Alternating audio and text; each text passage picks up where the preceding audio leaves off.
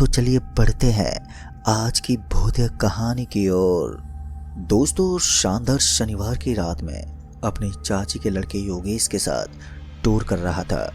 हम दोनों होटल में खाना खाने के लिए रुके, लेकिन फिर अचानक बस निकल गई, जिसके चलते हम दोनों बहुत ही परेशान हो गए थे। वैसे तो हम दोनों को घूमने का बड़ा ही शौक था, लेकिन जब हमारी बस निकल गई तो हमारे सामने बहुत ही बड़ी समस्या खड़ी हो गई थी।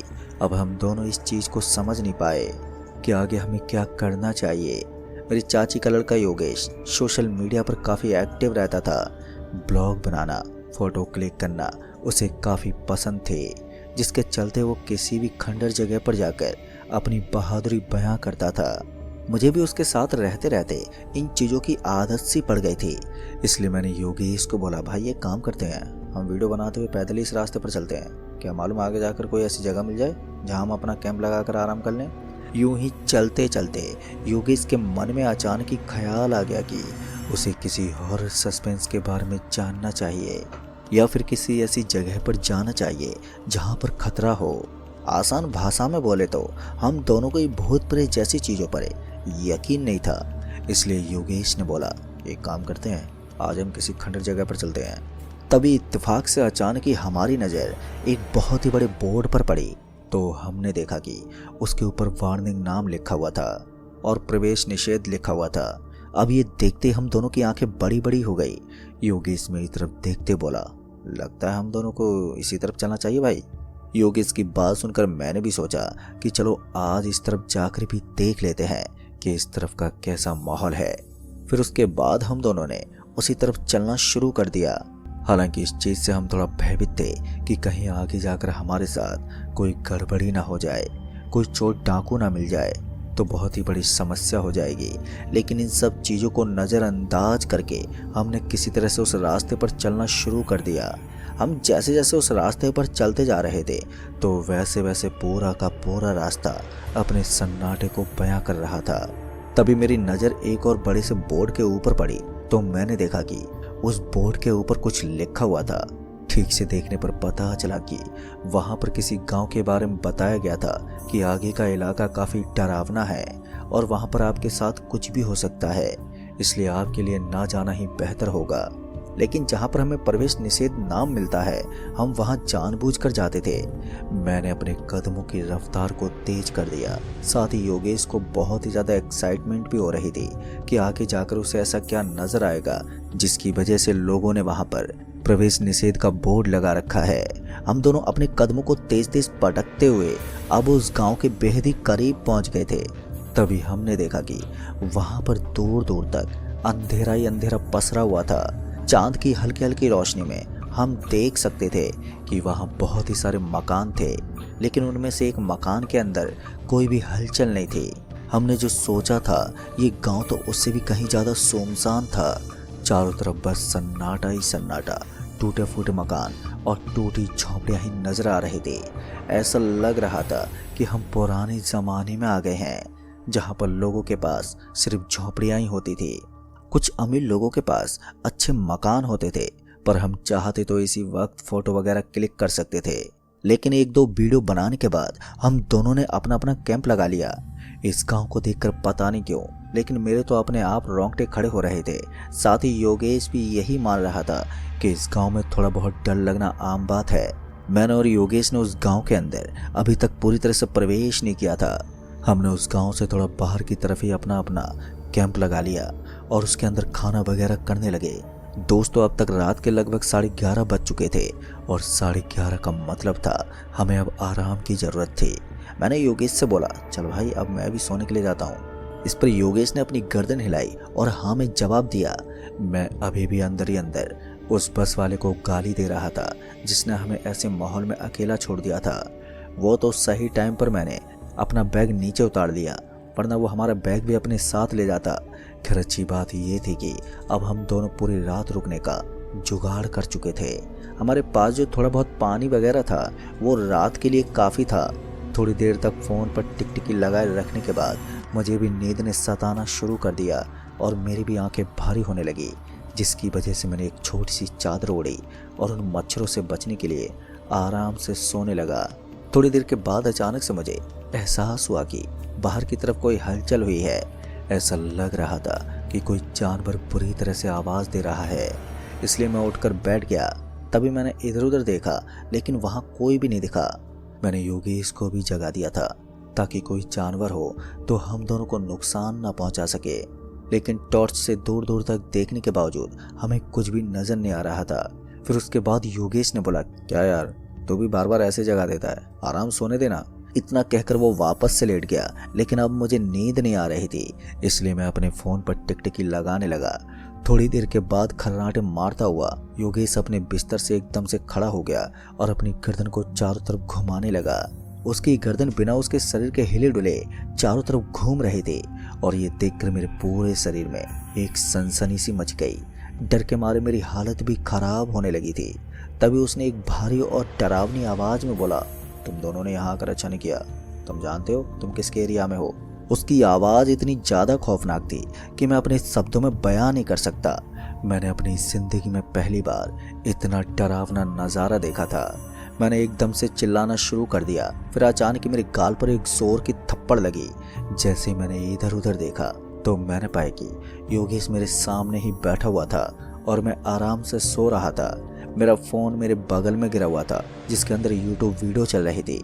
तब जाकर मैंने महसूस किया कि मैंने अभी अभी एक बहुत ही बुरा सपना देखा है। फिर उसके बाद योगेश ने मेरे ऊपर चिल्लाते बोला, अरे भाई, तेरे को प्रॉब्लम क्या है? तू मुझे सोने क्यों नहीं दे रहा है? बार बार इस तरह से चिल्ला रहा है जैसे तुझे कोई भूत उठा कर ले जा रहा है। इस पर मैंने योगेश से कहा, कुछ ऐसा ही समझ ले भाई। बाद में मैंने योगेश को पूरी बात बताई तो मेरी बात सुनकर वो हंसते बोला, अबे डरपोक, जरूर तूने कोई हॉरर मूवी देखी होगी और इसी वजह से तेरे मन में यही सब चल रहा है, इसलिए तुझे ऐसा सपना आया है। लेकिन दोस्तों, मैं आपको बता दूं कि मैंने अपनी ज़िंदगी में आज तक कभी भी कोई भूतिया फिल्म नहीं देखी थी, इसलिए मैंने योगेश से बोला, नहीं भाई, मैंने आज तक कोई ऐसी मूवी नहीं देखी है जिससे मुझे इस तरह का सपना आए। उसके बाद योगेश ने बोला, चलो कोई बात नहीं, तू पानी पी, मैं ज़रा टॉयलेट करके आता हूँ। योगेश बाहर निकला और वो टॉयलेट करने के लिए चला गया। इधर मैं अभी पानी का घूंट ही पी रहा था कि अचानक ही योगेश भागते हुए वापस से कैंप के अंदर आ गया और हड़बड़ाते बोला, भाई तू काफ़ी हद तक सही बोल रहा था, ये इलाका हमारे लायक नहीं है। मुझे लगता है हम दोनों को जल्द से जल्द यहाँ से निकलना चाहिए, वरना आज हमारी खैर नहीं है।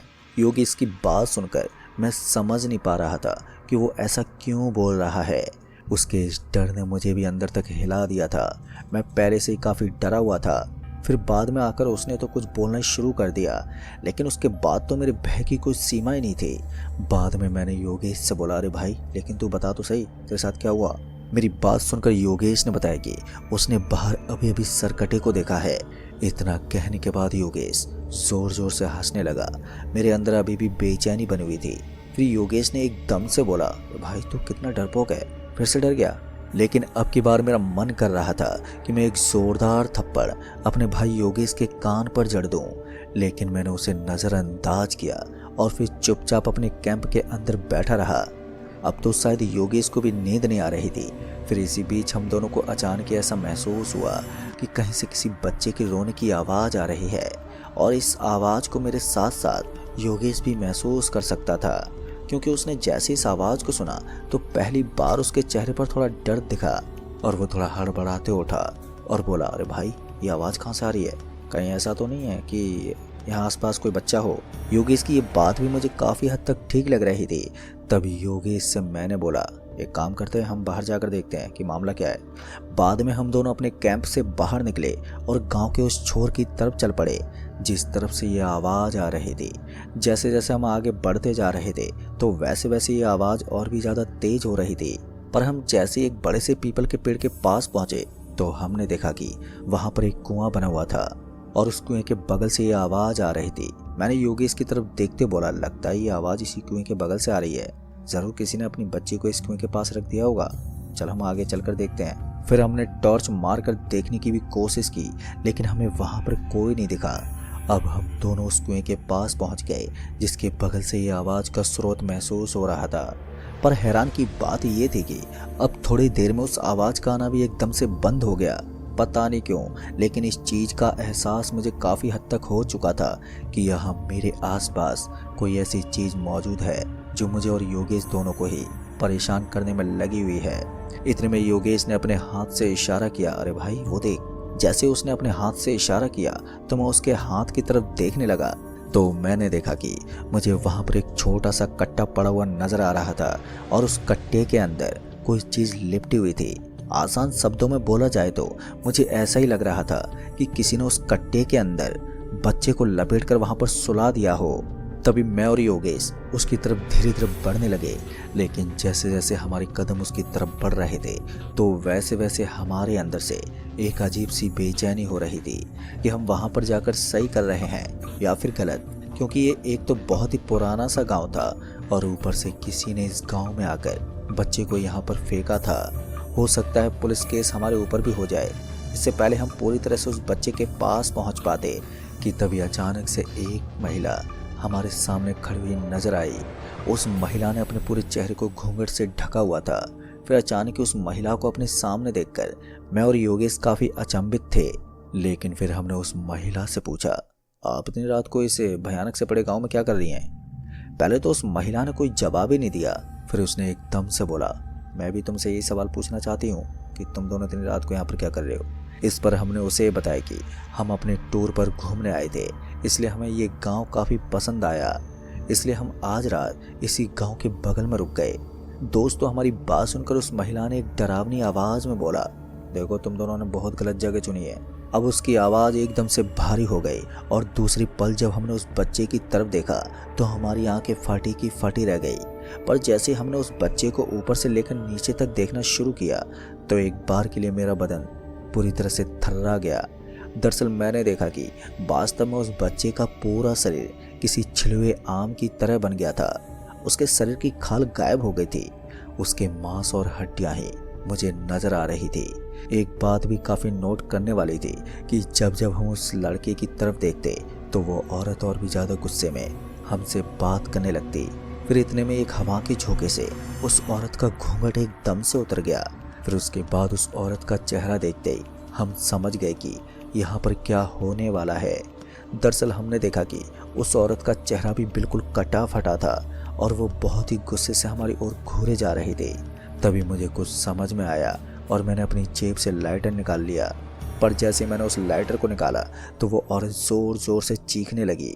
तभी मैंने उस लाइटर से उस बच्चे के बगल में जो कपड़ा गिरा हुआ था उसके ऊपर आग लगा दी और देखते ही देखते उस आग ने उस बच्चे को अपनी गिरफ्त में ले लिया और वो बच्चा हमारी आंखों के सामने जलने लगा। पर ताज्जुब की बात तो ये थी कि वो महिला सिर्फ चिल्लाने के अलावा और कुछ नहीं कर रही थी। और जैसे जैसे उस बच्चे का शरीर जलता जा रहा था तो वैसे वैसे महिला का शरीर भी हवा में धुआं बन रहा था। कहीं ना कहीं मैं समझ गया था कि मैंने किसी आत्मा को मुक्ति दी है और ये सब मैंने बस एक चीज़ सोच समझ कर की थी। थोड़े दिन पहले मेरे घर वालों ने मुझे बताया था कि अगर किसी का मोह किसी दूसरे इंसान से जुड़ा रह जाए तो वो अक्सर उसकी बॉडी के आजू बाजू में ही भटकता रहता है, क्योंकि उसकी आत्मा को मोक्ष नहीं मिल पाता। तो ऐसे में मैंने बिना वक्त गवाए उस बच्चे को आग लगा दी। फिर थोड़ी देर के बाद वो बच्चा जलकर राख हो गया।